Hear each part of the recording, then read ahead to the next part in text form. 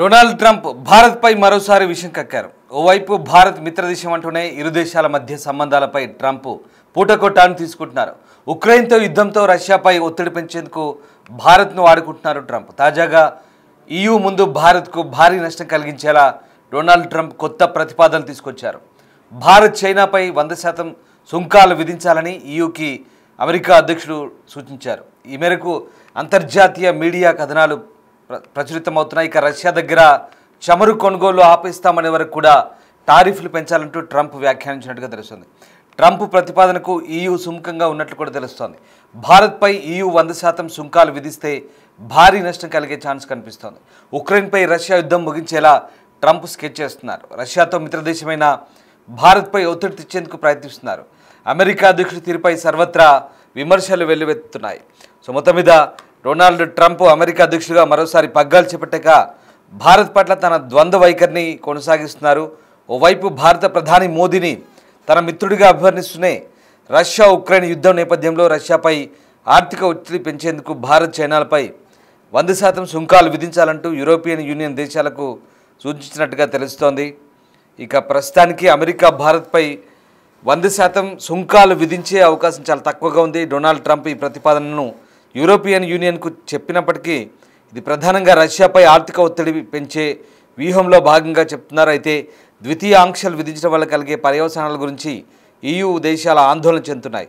ఇది కేవలం ఒక రాజకీయ ప్రకటన అయ్యే అవకాశంగానే ఎక్కువగా కనిపిస్తోంది. సో ఈ చర్యలు ఉక్రెయిన్లో త్వరగా శాంతి నెలకొల్పేందుకు అవసరం అంటూ ట్రంప్ భావిస్తున్నారు. ఈ ప్రతిపాదనల వెనుక ఉన్న ఉద్దేశాలు, వాటి పర్యవసానాలు, అలాగే అంతర్జాతీయ వాణిజ్య సంబంధాలపై వాటి ప్రభావం గురించి ఏ రకంగా ఉంటుందని మాత్రం నిపుణులు ఆలోచిస్తున్నారు. ఇక రష్యా నుంచి చమురు అలాగే ఇతర వస్తువులను కొనుగోలు చేస్తున్న దేశాలపై ఆర్థిక ఒత్తిడి పెంచడం ద్వారా రష్యాకు వచ్చే ఆదాయాన్ని తగ్గించాలన్నది ట్రంప్ వ్యూహం. తద్వారా రష్యాపై ఆర్థికంగా దెబ్బ కొట్టాలన్నది ప్రధాన వ్యూహం. అందులో రష్యాకు అత్యంత మిత్రదేశాలుగా భావిస్తున్న భారత్ చైనాలపై 100% సుంకాలు యూరోపియన్ యూనియన్ దేశాలు మొత్తం విధిస్తే కనుక ఈ రెండు దేశాలపై ఒత్తిడి పెరిగి రష్యా నుంచి బిజినెస్ తగ్గించుకుంటారు. తద్వారా రష్యా ఆర్థికంగా దెబ్బతిని ఇక యుక్రెయిన్తో యుద్ధం ఆపే ఛాన్సునే ఉందనే భావనలో ట్రంప్ ఉన్నట్టుగా తెలుస్తోంది. సో మొత్తం మీద యూరోపియన్ యూనియన్ మాత్రం ఈ అంశానికి సంబంధించి దేశాలు కూడా ఉక్రెయిన్లో శాంతిని కోరుకుంటున్నట్టుగా చెప్తున్నాయి. ట్రంప్ ప్రతిపాదనలపై చర్చలు జరిపేందుకు సుముఖత చూపాయి. అయితే భారత్ చైనా వంటి దేశాలపై ద్వితీయ ఆంక్షలు విధించడం వల్ల కలిగే పర్యవసానాలపై వాళ్ళు ఆందోళన చెందుతున్నారు. ఈ అంతర్జాతీయ వాణిజ్య సంబంధాలను మరింత ఇబ్బందులకు గురి చేస్తుందంటూ చెప్తున్న పరిస్థితి. సో ఇక్కడ ద్వితీయ ఆంక్షలు అంటే సెకండరీ సాంక్షన్స్ ఏంటనేది ఒకసారి చూస్తే కనుక ఒక దేశం మరొక దేశంపై ఆంక్షలు విధించినప్పుడు అక్కడ ఆ దేశంతో వ్యాపారం చేసే మూడవ దేశాలపై కూడా ఆంక్షలు విధించడాన్ని ద్వితీయ ఆంక్షలుగా చెప్తారు. ఈ సందర్భంలో అమెరికా రష్యాపై ఆంక్షలు విధించింది. ఇప్పుడు రష్యాతో వాణిజ్యం చేస్తున్న భారత్పై కూడా ఆంక్షలు విధించాలని ట్రంప్ ఆలోచిస్తున్నారు.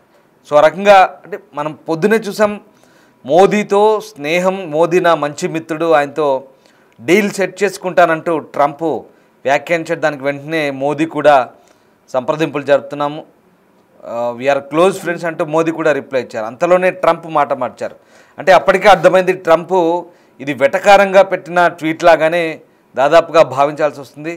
ఎందుకంటే ట్రంప్ టెంపరితనం చూపిస్తున్నాడు. ప్రతిసారి అహంకారపూరిత వైఖరి, ఏకపక్ష నిర్ణయాలతో ప్రపంచ దేశాలన్నింటి కూడా తన గుప్పిట్లోకి తెచ్చుకోవాలని భావిస్తున్నాడు. కానీ భారత్ ఎప్పటికప్పుడు ట్రంప్ ఆటలేం సాగట్లేదు, భారత్పై పప్పులు ఉడకట్లేదు. దీంతో ఒకసారిగా భారత్పై వ్యక్తిగత అక్కసు పెంచుకున్నాడు. భారత్పై ఛాన్స్ దొరికినప్పుడల్లా ఆర్థికంగా ఇబ్బందులకు గురి చేసే చర్యలకు ట్రంప్ దిగజారుతున్న పరిస్థితి. సో మొత్తం మీద ఇప్పుడు ట్రంప్ తాను చేయడం కాదు, ఇంకా యూరోపియన్ యూనియన్ ద్వారా తన పాచికలు పారేలా ఈ సూచన చేసినట్టుగా తెలుస్తోంది. సో ఉక్రెయిన్ యుద్ధం ముగించే అంశంపై అమెరికా అధ్యక్షుడు ట్రంప్ విశ్వ ప్రయత్నాలు అయితే చేస్తున్నారు. అందులో భాగంగానే భారత్ చైనాలపై ఈ సుంకాల భారాన్ని పెంచి రష్యాపై ఒత్తిడి తీసుకురావాలని యోచిస్తున్నారు. సో ఆయా దేశాల దిగుమతులపై 100% టారిఫ్స్ విధించాలని ట్రంప్ యూరోపియన్ యూనియన్ నేతలను కోరినట్టు తెలుస్తోంది. దీంతో ఈ అంశానికి సంబంధించి ఫైనాన్షియల్ టైమ్స్తో సహా ఇక అనేక మీడియా సంస్థలు కథనాలు వెలువరిస్తున్నాయి. రష్యాపై ఆంక్షలు విధించే అంశంపై సీనియర్ అమెరికన్ EU అధికారులు వాషింగ్టన్లో సమావేశమైనట్టుగా చెప్తున్నారు. ఇక EU అధికారులతో ట్రంప్ కాన్ఫరెన్స్ కాల్లో కూడా మాట్లాడినట్టుగా తెలుస్తుంది. రష్యాపై ఆర్థిక ఒత్తిడి తీసుకొచ్చేందుకు భారత్ చైనాలపై 100% టారిఫ్లు విధిస్తే కనుక చమురు కొనుగోలు చేయడం ఆపేస్తామనే వరకు కూడా ఈ టారిఫ్లను కొనసాగించాలంటున్నారు. ఇక తాము కూడా అలా చేసి సిద్ధంగా ఉన్నాం, కానీ EU భాగస్వాములతో కలిసి ముందుకు వస్తేనే దీన్ని అమలు చేద్దామంటూ US అధికారి కూడా చెప్తున్నట్టుగా ఈ వార్తా కథనాల సారాంశం. సో మొత్తం మీద అమెరికా సూచనలు అమలు చేసేందుకు తాము సిద్ధంగా ఉన్నామని EU అధికారులు కూడా చెప్పినట్టుగా తెలుస్తోంది. సో ఉక్రెయిన్లో త్వరగా శాంతి నెలకొల్పాలని EU కూడా భావిస్తోంది. ఈ క్రమంలో రష్యాపై ఒత్తిడి తెస్తేనే అది సాధ్యమవుతుందని ట్రంప్ చెప్తున్నారు. దీంతో యూరోపియన్ నేతలు కూడా ఈ దిశగా ఆలోచన మొదలుపెట్టినట్టు తెలుస్తుంది. అయితే భారత్, చైనా వంటి దేశాలపై ఆంక్షలు విధిస్తే తర్వాత పరిణామాలు ఎలా ఉంటాయని కూడా చర్చలు జరుపుతున్నారు. సో ఆ రకంగా మొత్తం మీద భారత్పై ఒత్తిడి పెంచాలని చేసే ప్రయత్నాలు అయితే ట్రంప్ అనేక ప్రయత్నాలు చేస్తున్నారు. మనకు తెలిసిందే, రష్యా నుంచి చమురు కొనుగోలు చేస్తున్నామంటూ మొదటి నుంచి కూడా అమెరికా తీవ్రమైన ఆరోపణ చేస్తుంది. ఈ యుద్ధానికి కారకులుగా మనల్ని ఒక రకంగా బూచిగా చూపుతున్న ప్రయత్నం. అందులో భాగంగానే అదనంగా మరొక 25% టారిఫ్లు వేసి మొత్తం 50% టారిఫ్లను భారత్పై రుద్దారు. రష్యా నుంచి పూర్తిగా చమురు కొనుగోలు ఆపితేనే టారిఫ్లు మేము తగ్గిస్తామంటూ చెప్పే ప్రయత్నం చేస్తున్నారు. సో ఇప్పుడు షాంఘైలో జరిగినటువంటి ఏదైతే సదస్సు ఉందో, చైనాలో ఆర్థిక సదస్సు, సో దాంట్లో అమెరికా, రష్యా, చైనా ఈ ముగ్గురు దేశాధినేతలు, 3 దేశాలకు సంబంధించినటువంటి అధికార గణం అంతా కూడా ఒకే చోట ఒకే వేదికపైకి రావడం, ఈ 3 దేశాలు బలపడుతుండడంతో ట్రంప్కు ఇక పూర్తిగా ఈ మొత్తం వ్యవహారం అంతా కూడా కంటి మీద కుణుకు లేకుండా చేస్తుంది. ఈ 3 దేశాలు ఏకమైతే కనుక ఖచ్చితంగా ఇబ్బందులు తలెత్తవనే ఒక అంచనాకు వచ్చినట్టుగా తెలుస్తుంది. దీంతో ఎట్టి పరిస్థితుల్లో అంటే చైనాని, భారత్ని కట్టడి చేస్తే కనుక రష్యా ఆటోమేటిక్గా తగ్గిపోతుందనే భావనలో ట్రంప్ ఉన్నారు. సో అప్పటి నుంచి కూడా రకరకాల ఆలోచన చేస్తున్నారు. ఈ 3 దేశాలను ఏ రకంగా నిలువరించాలి, యుద్ధం ఆపాలి, అంటే ఉక్రెయిన్ యుద్ధాన్ని ఆపడానికి శతవిధాల ప్రయత్నం చేస్తున్నాడు ట్రంప్. తద్వారా ట్రంప్ కోరిక ఒకటే, నోబెల్ బహుమతి కొట్టాలి.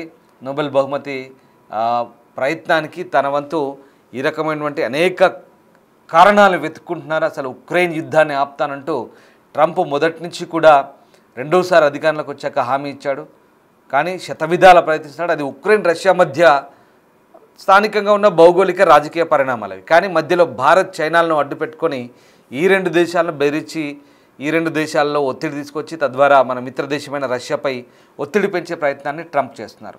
సో ఇది చాలా క్లియర్, అందరికీ అర్థమైందే. సో అందుకు భారత్ ఎక్కడ ఈ అంశంలో ఆ ఒత్తిడి గురి కావట్లేదు సరికదా. అమెరికాకు ఎలాంటి సంకేతాలు ఇవ్వాలో అలాంటి సంకేతాలు ఇస్తుంది భారత్. మిగతా దేశాలకు ఎగుమతులు పెంచే ప్రయత్నం చేసుకుంటుంది. అంతేకాదు ఆత్మనిర్భర్ భారత్ పేరుతో మన దేశంలో ఇప్పుడు GSTలు కూడా తగ్గించి కొనుగోలు శక్తిని పెంచుతుంది. తద్వారా మన దేశంలో కూడా ఉత్పాదక సామర్థ్యాన్ని పెంచి, కొనుగోలు శక్తిని పెంచి మన దేశ GDPని పెంచుకునే ప్రయత్నం చేస్తుంది.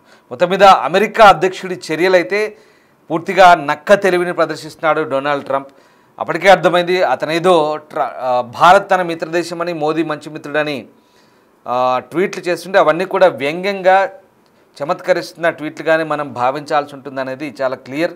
ఎక్కడా ట్రంప్ అనేవాడి నక్క బుద్ధి ప్రదర్శించి ఒక ఈడియట్ మాదిరిగా ప్రవర్తిస్తున్నటువంటి ట్రంప్కు త్వరలోనే బుద్ధి చెప్పే పరిస్థితి రాబోతుంది అనేది వెరీ క్లియర్. నిజంగా ఈ 3 దేశాలు కనుక ఏకమైతే, చైనా, భారత్, రష్యా కనుక ఏకమైతే, ఈ 3 సూపర్ గ్లోబల్ పవర్స్ ఆర్థికంగా, ఇప్పుడు మనం ఆర్థికంగా ప్రపంచంలో 3వ స్థానంలో ఉన్నాం. ఈ 3 కనుక ఒకటైతే కనుక ఖచ్చితంగా అమెరికాకు పెద్ద దెబ్బే అవుతుంది. ఈ అహంకారి ట్రంప్ పరిస్థితి కూడా దిగజారిపోయే అవకాశం ఉంది. సొంత దేశంలో విమర్శలు వస్తున్నా వ్యక్తిగత ప్రయోజనాల కోసం, వ్యక్తిగత ప్రాపకం కోసం పాకులాడుతున్న ట్రంప్ని ఏమనాలో అర్థం కాని పరిస్థితి. చూడాలి ఇంకా ముందు ఎలాంటి పరిణామాలు చోటు చేసుకుంటాయి. ట్రంప్ అసలు అమెరికా అధ్యక్ష పీఠ మీద ఉంటాడా, గద్దె దిగుతాడా, ఏం జరగబోతుంది, అక్కడి ప్రజలంతా తిరగబడితే ఎలాంటి పరిస్థితులు ఉంటాయనేది మాత్రం మున్ముందే తెలుసుకునే అవకాశం దగ్గరలోనే ఉందనే అంశాన్ని మనం ఇక్కడ విశ్లేషకులు కూడా భావిస్తున్నారు. మొత్తం మీద ట్రంప్ రెండోసారి అధ్యక్ష పీఠం ఎక్కిన తర్వాత అధ్యక్ష పీఠాన్ని పావుగా వాడుకొని అధికారాన్ని ఉపయోగించి, ఆర్థిక అధికారాలను ఉపయోగించి ఇష్టారాజ్యంగా ప్రపంచ వాణిజ్యాన్ని గడగడలాడిస్తున్నాడు. అక్కడి సుప్రీంకోర్టు కూడా మొట్టికాయలు వేసిన ట్రంప్కు బుద్ధి రాని పరిస్థితి. మొత్తం మీద ట్రంప్ వైఖరి ఈ దేశాలు ఎలా ఎదుర్కొంటాయనేది ముందు ముందు చూడాల్సిందే.